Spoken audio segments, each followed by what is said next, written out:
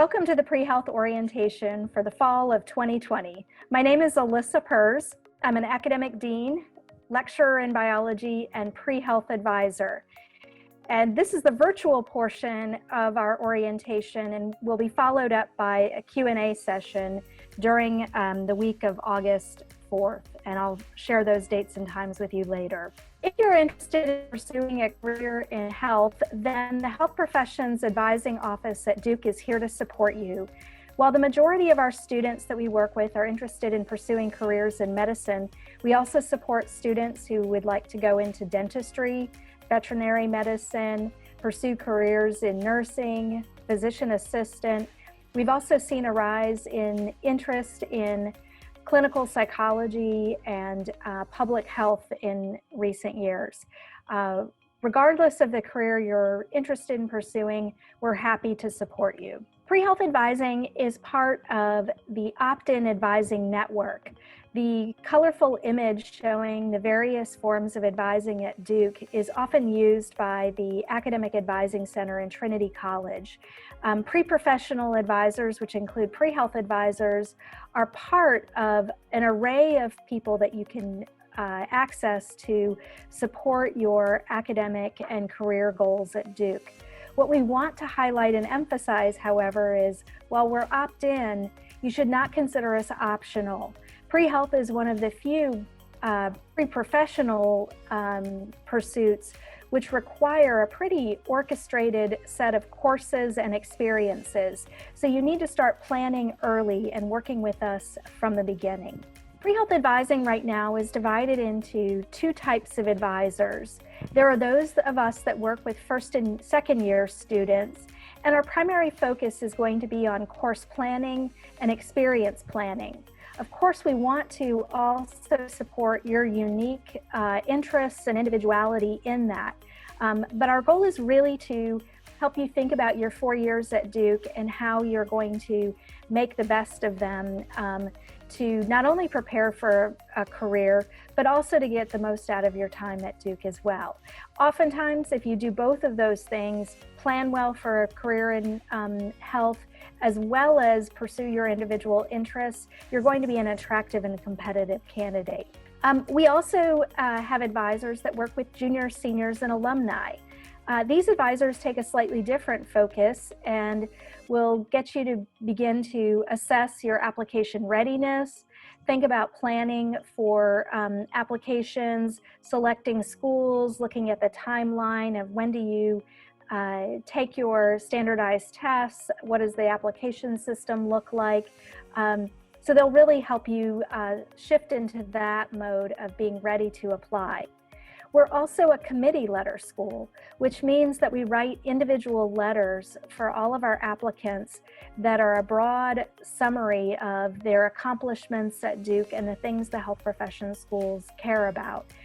Committee letters are hugely advantageous to our students, and admissions committees tell us that they interview more of our students because we provide a committee letter. So our junior, senior, and alumni advisors provide those as well. To get started with advising, you can go to our website, prehealth.duke.edu, and click on the advising link at the top. And from there, you can figure out who your pre-health advisor is and how to contact him or her. This is a view of our website, and I've circled in red the tab at the top to link you to the advising section. In addition to generalist advisors, we also have advisors that will help students who are looking at either careers that are not medicine or careers like MD, PhD that require a little bit more specialty advising. We also have a dentist and Duke alum to do pre-dental advising. We have one of our advisors does pre-veterinary advising. We also have another Duke alum and physical therapist who does physical therapy advising. We have a pre-nursing, pre-physician assistant, pre-pharmacy advisors as well. We also have a Career Center liaison who focuses on the health professions. If you're uncertain about the career in health or the type of degree you want, it's often helpful to stop at the Career Center and think a little bit more broadly about what your interests are and what might be a good match for those. I also want to highlight that the advisors that have an asterisk next to the career type are also represented on our campus with student groups as well. And those student groups are often a place where these advisors will interface with our students. All right, so you may be wondering, what is it that I need to know now? And so I've put together several tips for you. The first is that you have a pre-health advisor. As I mentioned, you can find those on our website, and we advise that at a minimum you meet with your pre-health advisor yearly. Oftentimes this will be in the lead up to registration, when you're thinking about courses for the next semester, or when you want to know more about summer experiences that can support your time at Duke. I encourage everybody in their first year to come in and just kind of think comprehensively about what are the courses that I need to be looking at, what are some ways that I can gain experience that match both my interests as well as the critical needs for my preparation. So as I mentioned earlier, you really should access our office and our advice. You'll get advice from lots of other places as well, but getting that kind of comprehensive overview of pre-health advising can be helpful as you're beginning. We also advise that you read the Health Professions Advising Office listserv newsletters, and I will have a QR code in an upcoming slide that you can access to complete a short survey to get added to that. It's also on our website under the Prepare section as well. Under the Prepare section, we also have a pre-health guide for first and second year students. We're still in the process of updating that for the fall of 2020. The information doesn't change much from year to year, so even if you find the 2019 version, you can find that to be helpful. And then you'll find our Prepare section of the website is filled with all kinds of special topics, whether it's around course selection, four-year plans, what is it that medical schools are looking for. I encourage you to spend quite a bit of time on this website because we have lots of information there for you. This is the QR code I mentioned that will take you to a link to a survey to sign up for our newsletter, and that is also on our website. This is a screenshot of our website showing that Prepare section where you can find everything I've mentioned so far. You also can find links to the handout, like the pre-health guide under handouts and resources. So we have some redundancies built in so you can easily find things. All right, the last thing, or the next thing on my list is something I really want to underscore. You'll get lots of you should and you must from us in terms of courses and experiences, and you'll hear that from other students who are preparing for medicine. But one of the messages that I think gets lost more often than not is don't squander your first 2 years at Duke and not explore options and test your interests. The beginning time is really when you're going to be able to take a course in a department that you think you might want to major in. Pay attention to whether you like that. Don't just go blindly down the path of meeting all the requirements for that major. You will be taking electives to fulfill various types of requirements. Sometimes those electives will inspire students to make a shift in their path and consider a different major course. So it is more important that you make sure that you're taking classes and studying things that you enjoy, because that enjoyment and enthusiasm will come across in your application in much more advantageous ways than if you kind of grind your way through a major that's not a good fit, or you think medical schools or other health profession schools value over others. So make sure that you're doing these things early on. You can always postpone a matriculation requirement for a health professions school. You could take courses in summer down the road if you take some time to explore and feel like you need to catch up. But to me, the priority is to get you on the right track, matching your interests and exploring your options more than it is finishing everything you need to qualify for a health professions school.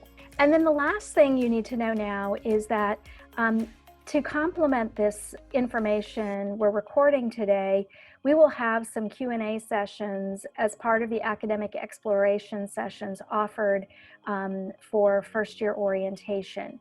Right now, these are scheduled on August 4th and 5th from 1 to 2 p.m. I wrote August 4th or 5th because you only need to attend one of those. But we find pre-health students often have questions about their individual situation and find it helpful before classes start to come and get those questions answered. Also this year, because things are a little bit different, these sessions will be held prior to when you will register for your classes.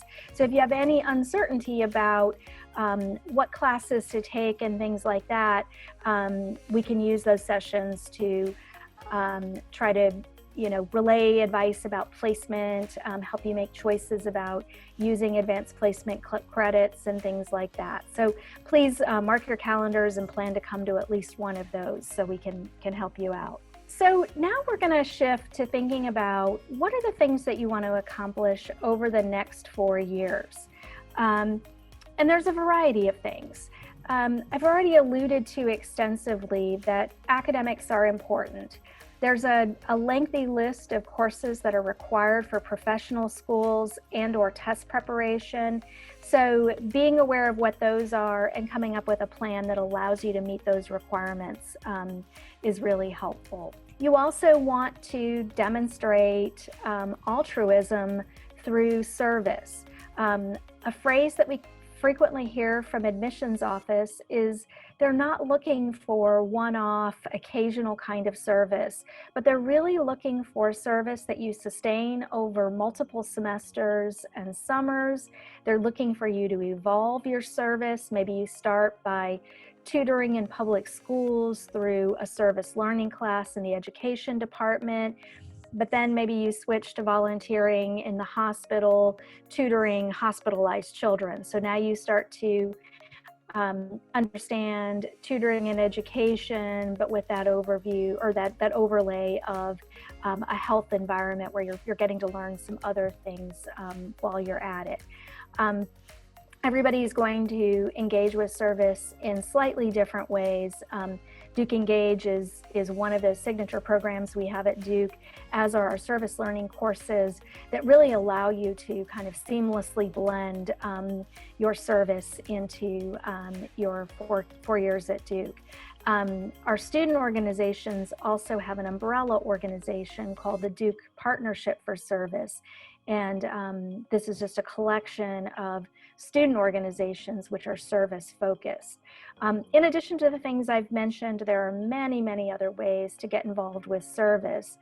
So do take some time to explore, maybe use the services of a global civic, director of academic engagement offered through the Academic Advising Center to really find good fit options for you. In addition to that, you're going to want to do some clinical volunteering. And sort of the way I describe both service and clinical volunteering is you want to do things that are relationally based. While it's helpful service to stock gloves in hospital rooms and support of nurses, it's far more valuable to be interacting with patients, learning how to build rapport and trust with individuals who may be frightened or not feeling well, and developing those relationship skills where you learn how to listen to somebody else and provide them some comfort, even if you can't provide medical care. So really evaluate clinical volunteering opportunities. Duke Hospital is our most obvious source for volunteering. but area nursing homes, the Durham VA. These are other ways to get involved. And if the Duke Hospital volunteering window has opened and closed before you're able to apply, don't overlook these other opportunities, because they can lead to some really excellent clinical volunteering experiences. In addition to that, we also want students to shadow providers. This will complement building empathy for patients when you volunteer with patients by giving you the provider perspective. Be careful that you don't go into shadowing sort of all starry-eyed and focused on, the technical aspects of providing medical care. Make sure you ask those providers, what do they like about their jobs and what do they don't like? We recommend that you shadow with a variety of different specialists and in different settings. So you really start to get a feel for how are these different career possibilities a good match for you and which ones aren't. Every individual really needs to make those decisions for themselves, but by shadowing in a variety of settings, you really start to see how your values and career possibilities will intersect. And those of you who want to go into medicine, I encourage you to to shadow in other health professions. And that's probably true for everybody, because medicine is ultimately a team effort, and seeing and learning how the different provider roles are different and intersect can be a really valuable way for you to build a case for whatever career it is that you decide to pursue is the right one for you. These last two, clinical volunteering and clinical shadowing, are really critical for you in developing the answer to the question of why do you want to go into a career in health. And all applications will have some form of that question, or the admissions committees will be assessing your answer to that question as part of their assessing your readiness and appropriateness for that field. So these aren't just things you want to pass through, but they're things that you want to do and reflect about and really develop the answer to why do I want to go into this health career. And then the last experience you'll want to think about gaining is in research. Fortunately, by coming to Duke, you're coming to a Research One institution. There is plenty of research available for you, lots of summer programs that will give you experiences or experiences that you can create for yourself. It's important to highlight that research is the one thing on this list that's only required by some schools. But even if you're looking at applying to schools that are primarily community medicine focused and don't see research as a critical thing, it can still be a valuable experience for you regardless of the type of schools you plan to apply to. If you're looking at top 25 medical schools like Duke, those rating systems are often heavily skewed in favor of the amount of grant money and publications those institutions have. So research is often considered absolutely essential at those top tier medical schools because research is such a fundamental function of what they do.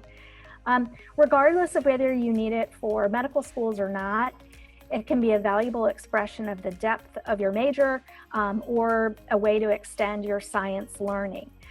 It is not necessary to be working at a bench with a pipetter in your hand on some biomedically related research project. You can write a thesis on Shakespeare in the English department, or do global or public health research at the Margolis Center. Research is valued regardless of the nature of it by schools. So follow your nose. Some students like some types of research, but not others. So again, your enthusiasm and passion about the research is far more important than the type of research that you're doing. And then the last thing here is a warning about what you should not do. It is not uncommon for students to go particularly to developing countries, but we also hear stories in this country where someone who seems to be an authority and a provider in charge says, here, deliver this baby, suture this wound, fill in the blank, some kind of medical procedure that chances are you will not be certified to perform. do not do these things. They don't impress admissions committees. And in fact, they will often penalize you for unethical behavior if you do them without certification. Of course, if you become a certified nurse's aide or emergency medical technician and are performing these types of things with that certification, then that's not a problem. But it's the going to a developing country and delivering babies and then writing about it in your application can get you in a lot of trouble. So certainly if you find yourself pursuing those kinds of opportunities, make sure that you read about the ethics and what's appropriate and what's not prior to those experiences. All right, so I want to spend a little bit of time now talking about commonly required courses. And I'm going to shift away from being a generalist pre-health advisor and say these courses are the most commonly required courses for medical school. Dental school usually tracks really well with this as well, except that the DAT does not include physics. And then veterinary schools have an only slightly different set of requirements. But for students pursuing other health professions, you'll want to make sure that you're not blindly following this because these may not be applicable in all cases. And even those of you that are going into those fields that I mentioned where these are relevant, this is what I describe to my advisees as realistic fiction. These are the most common requirements at schools, but you've actually got to start now looking at the schools where you are likely to apply and what do their requirements look like compared to this list. You may find you're particularly looking for additional classes, and I'll try to talk about some big exceptions as I go through this list.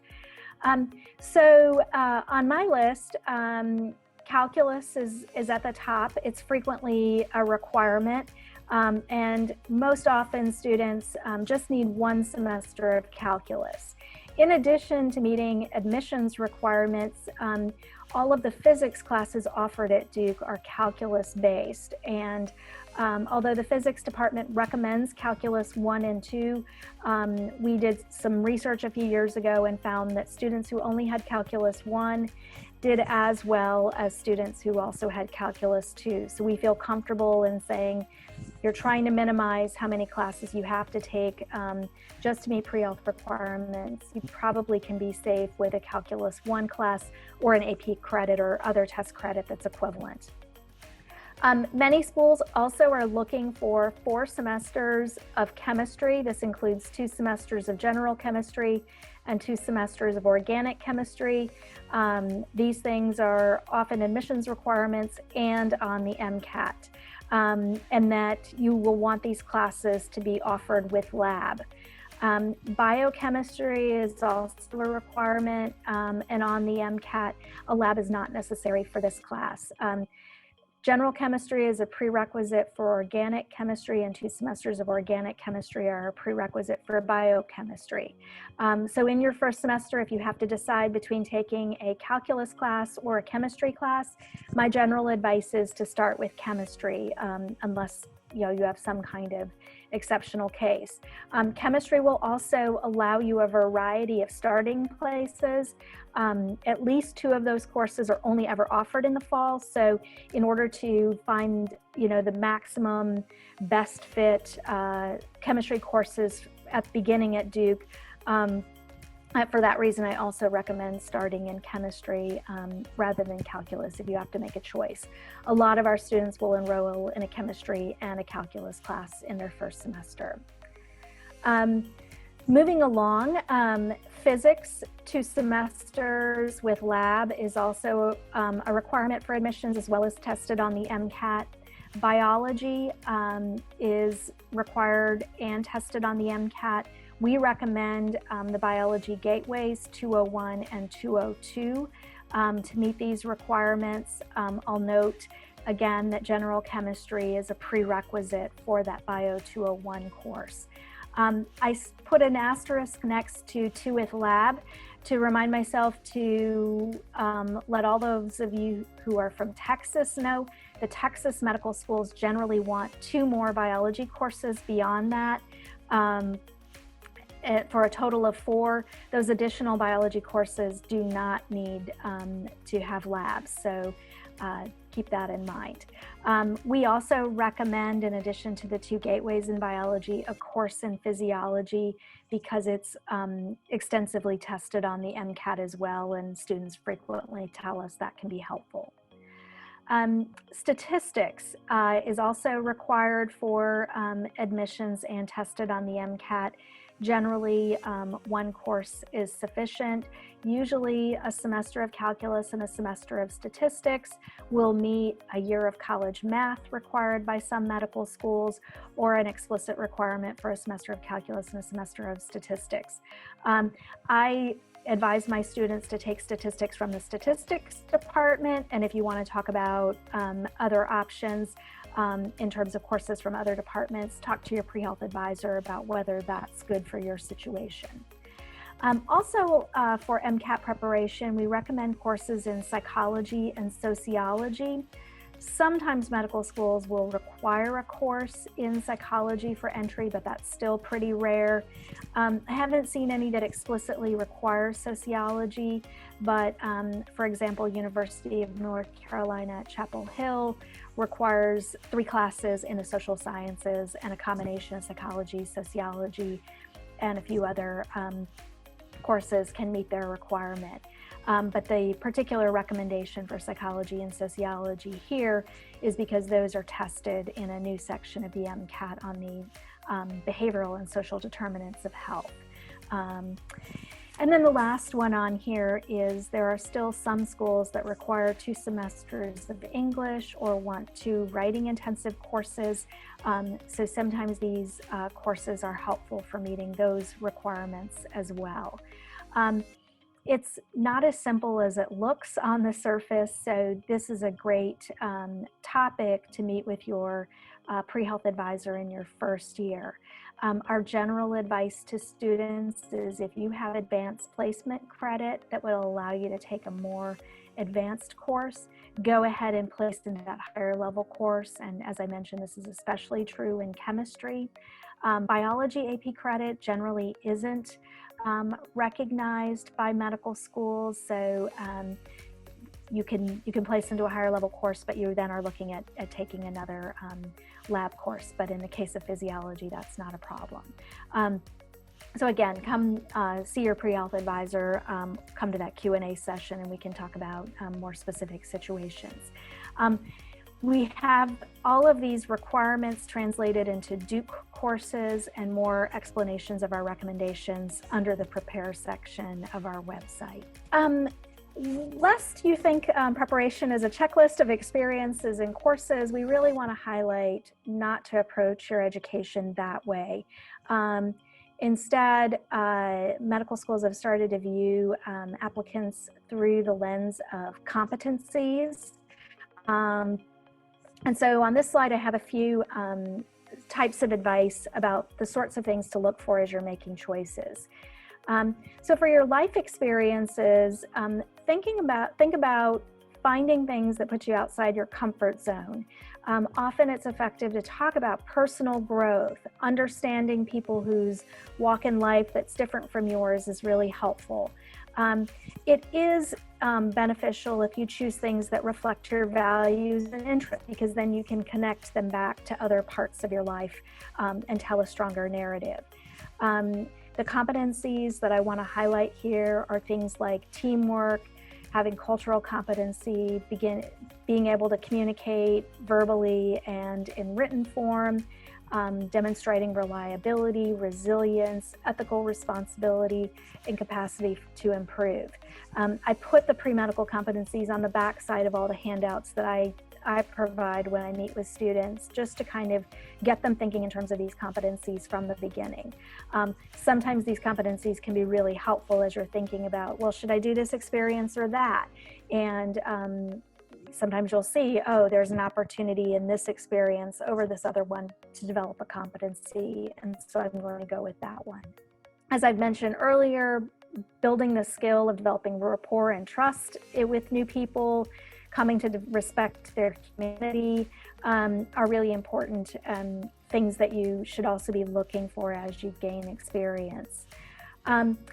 Developing intellectual curiosity and demonstrating critical thinking are things that you can do through your choice of major, research, whether that's by pursuing graduation with distinction, producing deliverables like publications, presentations.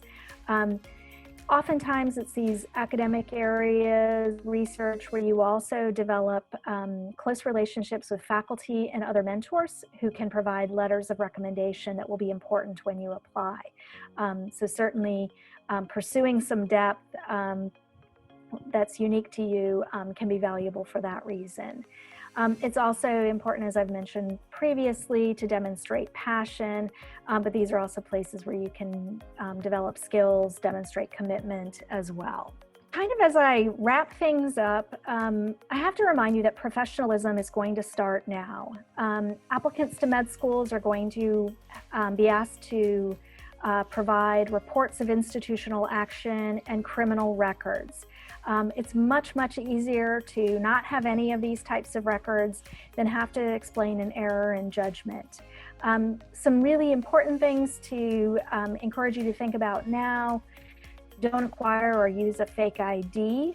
These can create problems for you later.